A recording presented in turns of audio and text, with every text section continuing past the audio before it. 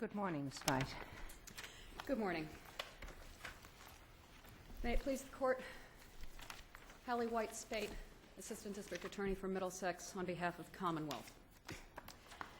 Your Honors, the Commonwealth sought further appellate review in this case primarily in order to obtain guidance from this Court, both for ourselves in making charging decisions and for police officers in the field, in interpreting the phrase effecting an arrest in General Laws, Chapter 268, Section 32B, the resisting arrest statute. As a corollary matter, we would like this Court also to examine the dictum in the Appeals Court's opinion in this case, which suggests that the juvenile's flight in this case through a tall and dense hedge and then up onto a 3 to 5 foot wall was not a means of resisting arrest that created a substantial risk of bodily injury to the pursuing officer. Could you clarify for me, while the juvenile was in flight, did the police say anything? At the time that he crashed through the hedges, the first pursuing officer, Officer Wilkins, had not had time to say anything. The going through the hedges happened very quickly after his getting out of the automobile. Now, were the officers... The second officer did, when he took up the chase. Officer Ponzo took up the chase, and he was shouting, "Stop police, stop police." Were they in uniform? Both in uniform, both in marked cruisers, both with lights and sirens going. Before we get there, there is nothing in the record to suggest why the police were chasing the juveniles to begin with. So how are we supposed to take from that they were effecting arrest when there is no evidence that they even had a basis to stop them? I mean... And I have a similar question. Are you asking us to equate a stop with an arrest? Yes, because this seems to be resisting a stop more than resisting an arrest. No, we're not asking you to equate stop with arrest for all purposes. And that For is... any purposes? Sorry? For any purposes? For the purposes... No, I mean, you can't just say it half. Are you asking us to equate stop with an arrest for any purpose? In the sense that for the very narrow purpose of understanding exactly what the third element of arrest, the third prong of that definition of arrest in Commonwealth v. Cook, the so understood prong. Part of the Commonwealth's position is that it's not reasonable to ask the person detained to be able to make the distinction between being stopped for a threshold inquiry So and stopped why should for we, an arrest. even if that's the case, why should the default position be arrest? I don't think the default position should be arrest, and That's that what is you it. argue. There is a gap in the record here. There was no testimony as to why the officers were pursuing the vehicle. But it wouldn't matter the juvenile why was they riding. were from their point of view. It would have to be. It would have to be. Well, the cases make it a subjective test, but because the the case makes it a subjective test, but But you've got to have some basis for having a stop or an arrest. And But whether reasonable suspicion for a stop or probable cause for an Right. arrest exists is not part of the analysis under the resisting arrest statute, because the statute makes clear that it is no defense to a charge of resisting arrest that the arrest was unlawful. right, that's for true. example, But where that it does was that not get supported. you? That's right. But where does that get you? You need an intent to effect an arrest. We need an intent to effect an arrest, and the Commonwealth's position is that this pursuit by not one cruiser but two over a distance of a mile with lights and sirens blazing, followed by pursuit on Be foot, just a stop. is Why wouldn't that just be a stop? Why should I assume that they intended to arrest when there's nothing in the record to support it? there is not explicit testimony that what they intended to arrest the defendants for. It is in the record. It's just not in evidence. Let me ask you that same question, but in a slightly different way. What if the officer only has enough information to conduct a Terry stop, and stops the defendant, goes up to the defendant and says, I'd like to ask you a question, and then asks him a question. The defendant then flees. And is that resisting arrest? Not under Smith and Pagan. Smith and Pagan. Would you like us to hold conclude that it's resisting arrest?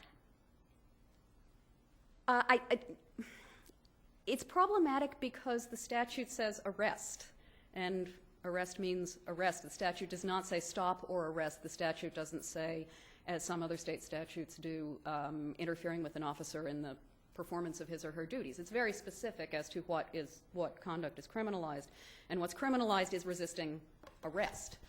And construing that narrowly, resisting a Terry stop would not come within the ambit of the statute. And that's what Smith and Pagan say. Now, it's a curious result because it makes whether a person is committing a crime dependent not on what's in that person's mind, but what's in the mind of the officer.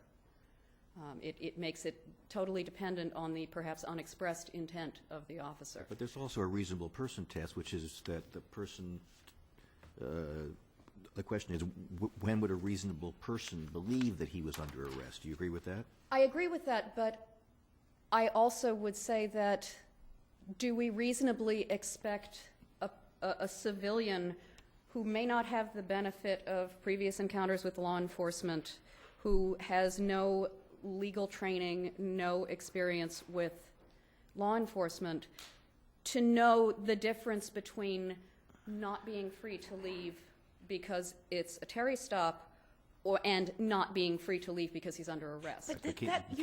you're melding. You're melding again. This isn't about an arrest. It's not about not stopping for a police officer who wants to conduct a Terry stop. I mean, the purpose of the statute is to prevent violence and when an arrest is being effected. That's what it's about. It's not. It doesn't have a broader purpose of making sure that people obey police when they want to stop them. I agree with that, but the appeals court's decision, by focusing on the juvenile's subjective understanding of whether he was seized, whether he was merely seized as opposed to being arrested, whether this was a traffic stop or an arrest, by focusing on that subjective state and asking the person detained to make those distinctions, Well, has given it that subjective. But isn't the appeals court basically saying, in a case where the officer is silent other than to say stop, we're not going to insist that the juvenile figure out, oh, he must be arresting me, therefore I can't resist. I mean, the officer has the first responsibility to communicate that an arrest is being effected. Isn't that so? Well, in that case, then, I think this court would have to hold that the officer must say, you are under arrest. Oh, isn't it very... And that goes yeah. against all the case law that I says don't there's no think magic that- in the word I don't arrest. think But that what would the officer have to say? And this is one thing Very that we... easy. He would have to say, stop, arrest.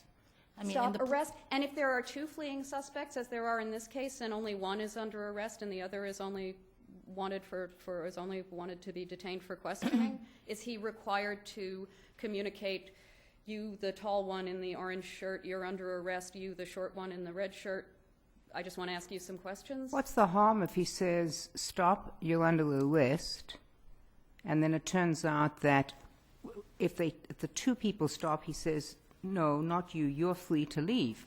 Very unlikely set of circumstances, by the way. I'm sure there'd be a Terry frisk. There would be at least a Terry frisk. Right, and then say you're free to leave. And if And all the suspect needs to understand is, I'm not free to leave. Why is that so? He's not free to leave for a turns Terry it- stop. He's not free to leave from a Terry stop or an arrest. But then how can he be charged with resisting an arrest if all he has to understand is he's not free to leave from a Terry stop? I don't think he could be charged with resisting arrest if That's all what that you was charged intended him was a with. Terry stop. And that's Smith and Pagan. And as I said, it's a curious result. But It's not you know, a curious it merely means that the statute is somewhat possibly under-inclusive because No, there the statute is very clear, as Justice Botsford said. There's a purpose to the statute. When you're actually being arrested, you don't want people attacking police officers. That's what you don't want. Correct. So it's incumbent upon you to convey in some manner that you are seeking to effect an arrest. Or you could go to the legislature and try to get a new crime, that it's a crime to flee from a police officer making a lawful stop. And we don't have such a crime here that I know. We don't have such a Yeah. crime. And we have plenty of case law and everything else that says, as peculiar as it may seem, that it may be equally peculiar that when two armed police officers come towards you and say, I want to talk to you, our case's law is very, very clear. You can keep going. A lot of people wouldn't want to do that, but you can keep going. That's correct. Right? So you can keep going unless they are communicating to you, I need to arrest you. You can keep going. You can keep going until they make it clear to you that you're not free to keep walking. Right, then it's a seizure. And then it's a seizure. Then it's a seizure. Was there any evidence at the trial? Was this trial solely limited to the resisting arrest Yes. charge? Okay, it was Yes. separated out from It the was separated receiving out, stuff. and that That's the accounts problem. for the peculiarities in the record. Was there any evidence of at trial that this car was stolen? No, it was not in evidence. Okay, There's a that's all. lot of discussion of it at sidebar. Now, when do you say a reasonable person would have known that he was under arrest here? A reasonable person would have known that he was not free to walk away. No. Not when he was under arrest, not free not to walk away. I'm not sure that a reasonable person with no legal training or experience with law enforcement would know he was under arrest until the officer said, you're under arrest. Doesn't that end the case? If this court wants to require that no one is resisting arrest unless an officer has said the word arrest No. and Well, I mean, directed it here I specifically gather- at the person. Here I gather there was a point at which he grabbed him and put his foot on his back. I assume even without words that would signify That's the other that he's end of the under spectrum. arrest. Having the cuffs on and having you in the cruiser is the other, is at that end of the spectrum. Stop police is arguably Okay, at one end. but Lights and sirens is at one end, Try my too. question again. I'm trying to figure out, when do you say that a reasonable, by the way, a reasonable person under Boers is supposed to be a person who's innocent of a crime. That's right. So when would a reasonably innocent person here have understood that he was under arrest? Well, this is what the Commonwealth is asking this court to give us guidance on. Yes, so you If give you're us, not going to you in- start by giving us guidance. When do you say, could you answer Justice Gantz's question? I mean, we can pick it out of the air if you'd like us to do that, but the point of argument is that you tell us what would you say is the definition? I think that the so understood prong for a reasonable person innocent of any crime should not require that person to distinguish between a stop and an arrest. There is a whole continuum, as this court has frequently recognized. There was a case just recently in the appeals court. Before you get to the appeals court case, does that mean that as soon as you see two police officers getting out of two police cruisers and you decide to take off, right? You just decide to take off. You have an absolute right to take off. Yes. Yeah, okay, so it's Until not you yourself are seized. so that it's not at that point, right? Now the police officers start running after you. Is it at that point? You're free to leave. You want to leave fast for whatever reason. Once they start running after you, the cases suggest that you're seized. And at that point, if under all the facts and circumstances... Seized for what purpose? That depends on the facts and circumstances of the case. And if you part of don't that- stop at that point, you are resisting arrest? Not necessarily. Okay, so tell me at Not what... necessarily. If. Because we need to look at the entire I've definition just given two police officers armed with guns get out of two police cars. You take off, right? Fast. That's what you want to do. Right. And they start running after you. Resisting arrest? If their intent is to arrest under the facts and Having not circumstances said anything? of the case. If it's reasonable to conclude that you are I've just aware that given they you are the- chasing you, yes. So, in fact, you can't run away. Because if you run away, No, you can run. You can run, and that's and if that's they Grant. run after You just can't jump over fences while you're running. No, you can jump the fence But if too. the But police- if they are after you, and it's reasonable for you to know that they are after you, that the cases all say Just that that's a after seizure. you? That's a seizure. That's not That's an a arrest. seizure. That's a seizure. No, but you least. just said you can And be if their charged intent with. is to arrest you, either by the officer's explicit testimony or by a reasonable objective conclusion from the facts and circumstances of the case, then it's an arrest. You don't think that the officer has responsibility in this, in connection with this crime, to communicate? I mean, I think that seemed to me to be the gist, or one of the gists of the appeals court opinion, that the officer has a responsibility to communicate that indeed he or she is seeking to arrest. And that doesn't necessarily mean the word arrest, but it means, I mean, here we don't even get there because we don't know what the officers were doing. That's sort of the big hole here. Here is exactly what the officers were doing, and I acknowledge that there is a gap in the evidence there. Do you agree that if a police officer, I'm going to just change to the other element for a minute. Do you agree that if the defendant runs across an open field and outruns the police, that alone? That's not resisting. Okay. Oh, it's not? It's not in circumstances that would cause a substantial risk of bodily injury. I don't think the statute intends to criminalize flight alone. So then I don't understand. I mean, I'll go back and listen to the tape, but that's not what you said earlier. I didn't put it. Justice Cordy put the fence in there. I didn't put the fence in there. So you can keep running, and if they're running after you down a busy street, Washington Street. Oh, if you're crossing a busy street, then you're creating a substantial risk of bodily injury to the officer or to I said others. down a street. I didn't say running across a street. Down the street, sure. It depends on the circumstances of the flight, and that's. I thought we had a whole sort of fairly basic body of law that said that you can't just criminalize conduct that, in retrospect, you know, I've been told you can run away. And so I run away down Washington Street, and the next thing I'm getting charged for resisting arrest, and there's been no communication. If all your, I mean, we are again mixing the two problems here. There is the one problem of what the officers need to communicate, what you need to understand about whether you're being arrested as opposed to merely stopped, and that's one issue here. But the other issue as to whether just running down the street in the absence of any other circumstances that make that running particularly dangerous to the officer pursuing you or to members of the public who might be standing nearby. The statute clearly says other means that create a substantial risk of injury to the officer or another. And there has to be some circumstance that makes it more dangerous than simply running and chasing. Could I just ask you one question? Is our statute enacted in 1995, is it, because the language of A2, the one you were just about, the substantial risk of injury to the officer, is that taken from the Model Penal Code? Do you know?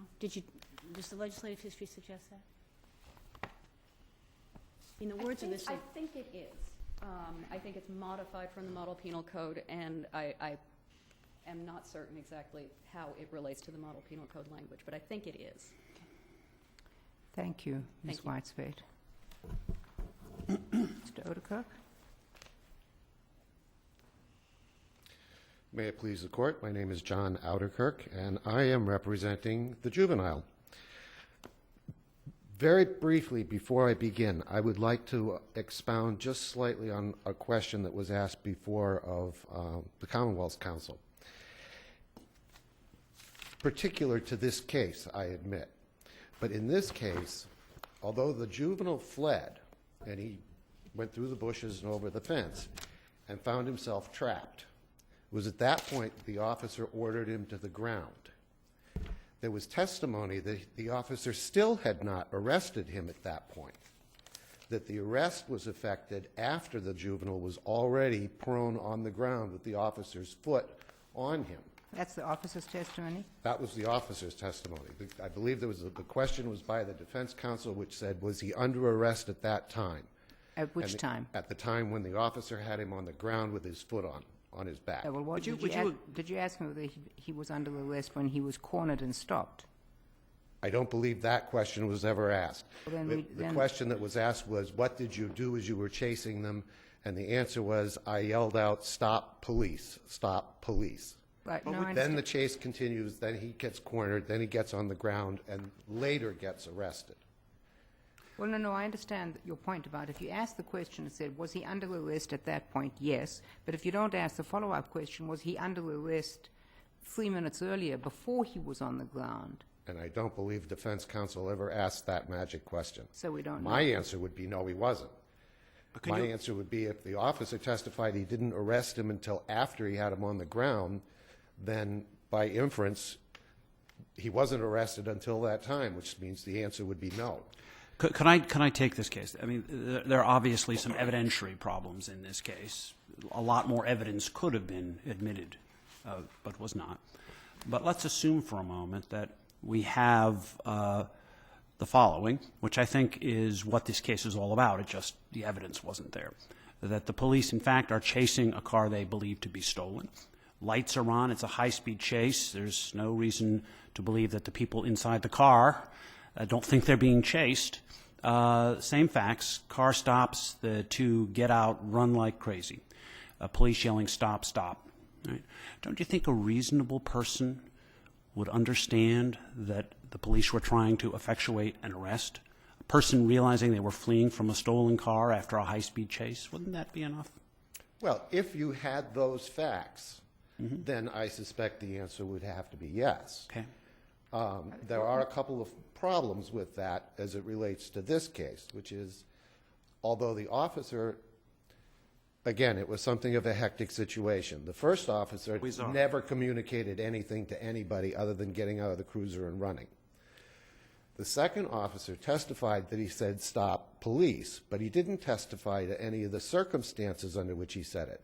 There was no testimony that indicates that my juvenile that was running away could have heard him or did hear him or heard him and chose to ignore the directive, because there was no testimony there to establish any of that. But was there any evidence in this case that the car in which these two juveniles were riding had been a stolen car?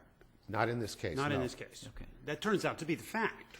Yes, what I mean, ends they up- were convicted of receiving stolen automobile or something in a different case. The pragmatic reality of the situation was the Commonwealth did not arrest him for resisting arrest at the time. They arrested him for the stolen motor vehicle. They prosecuted him, and he was committed to the DYS.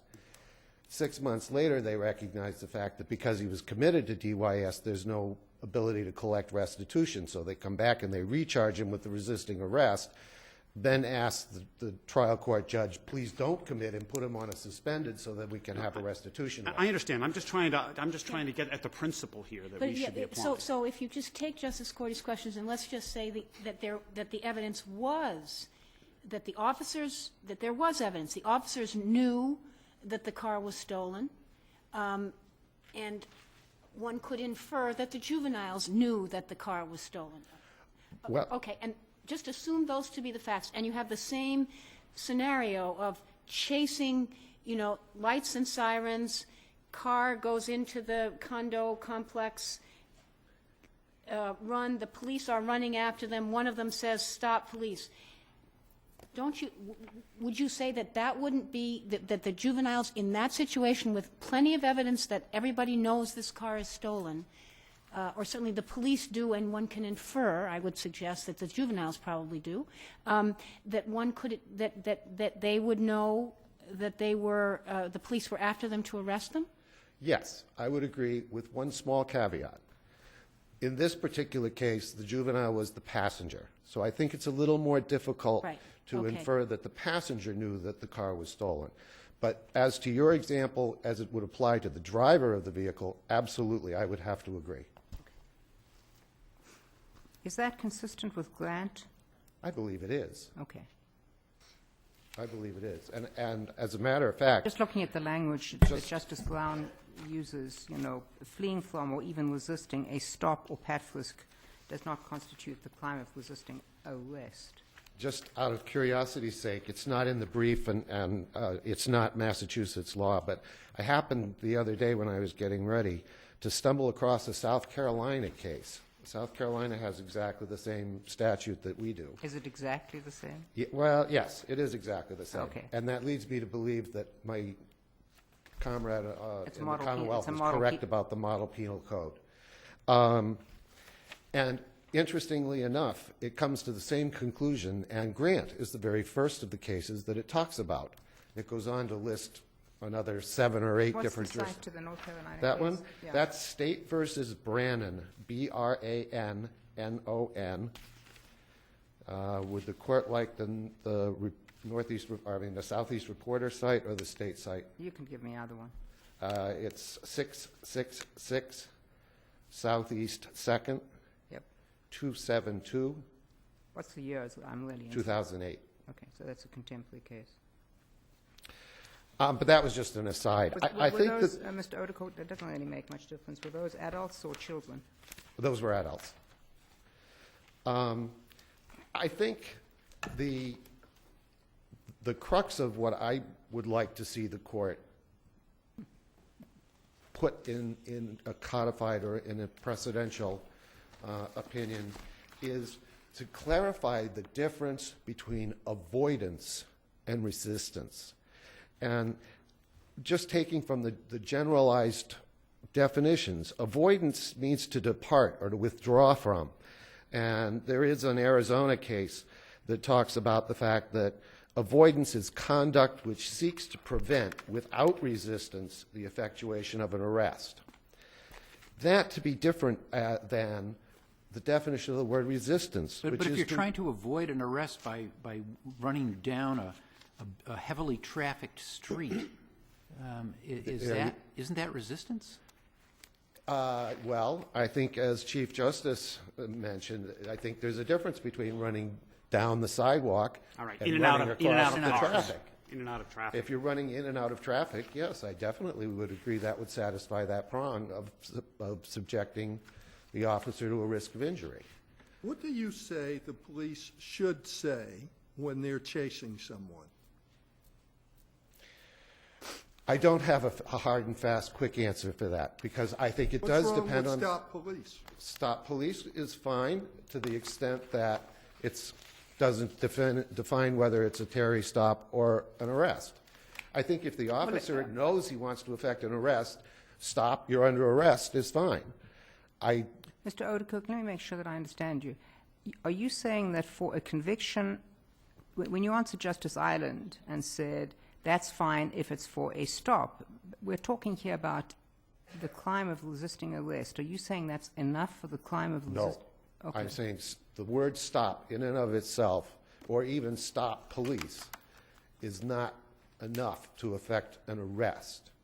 It's certainly a directive. So what does a police officer have to say to effect an arrest? I think he has to say you're under arrest. Well, let's go back to the example I posed, though, of a person getting out of a stolen car and fleeing after a high-speed chase.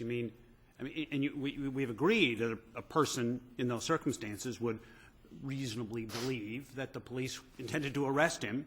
Did the police now have to say some magic words on top of all this, as opposed to just running like crazy and chasing him? No. Again, as I think everybody has agreed, that these cases need to be looked at on a case-by-case basis, and every case has different facts. I think your example, which is at one end of the spectrum with the screaming sirens and the flashing lights and the chasing police and as was added by Justice Botsford, the occupants of the vehicle know it's stolen and the police know it's stolen. I think that you certainly can say there was a constructive arrest there. And there certainly was not only a knowledge. constructive arrest, Knowledge. but that the person be a in a reasonable person would position- understand it. And so Correct. in that circumstance, Justice Island's stop police would be plenty, you would agree? Yes, in that circumstance. And in this case, if there had been evidence that the police were chasing this car because they had information that it was stolen, that would have been enough to carry the day to meet the first part of this test of resisting arrest. If that had been in evidence, yes. Or well, let's even make that more clear. If that had truly been the case, and on this record we don't know that that was truly the case. But wouldn't the Commonwealth also have to show that the juvenile knew that the car was stolen? Because if he doesn't know then he wouldn't be in a position, suppose he thinks that a friend just said to him, here, use my car for a minute, and he had no way of knowing it was stolen. Absolutely. So the Commonwealth would also have to show the elements of receiving stolen property. Absolutely, and that was my caveat between the driver and the passenger, that I think you can impute knowledge that the vehicle was stolen to the driver of the vehicle, but I'm not sure that you can impute that knowledge to the passenger of the vehicle. Well, given, but on the facts of this case, isn't it clear that the Commonwealth is seeking to create a new offense that we don't have? Yes, I would agree. That's what they're trying to do. And I would urge the court not to do that. And the piece that's missing is the knew or should have known that the car was stolen? In this particular case, I'm yes. looking at But this in a particular generalized case. sense, the piece is... No, I'm looking at this particular case? Yes, that's the missing piece. That, and I would argue that I'm not sure that there was an effective communication to stop until the juvenile was trapped and couldn't go anywhere further anyway. Well, Well, no, go ahead. I'm a little confused because what happened in this case is that the one police cruiser followed this car, right? Right. And then at a certain point, turned on the blue lights, and everybody sped up, right? And I think We do not know that. We don't know whether the speeds were prior or post activation of the blue lights. Well, he began weaving through traffic, so now we got weaving through traffic, traveling at certain times of up to 40 to 50 miles per hour. Correct. At least one can infer that he wasn't going at 40 to 50 miles per hour before the blue lights were turned on. I don't know if we can infer that or not. Doesn't matter. It's not. Okay. I take it that was clearly a dangerous situation. Yes. Clearly communicating stop, stop, stop. Correct? To the driver. To the driver of the car. But in this case, we have the passenger. Okay, and you're saying if the passenger knew that the car was stolen, if there was evidence that the passenger knew that the car was stolen, then you have a resisting arrest. Am I correct? On the facts in this case.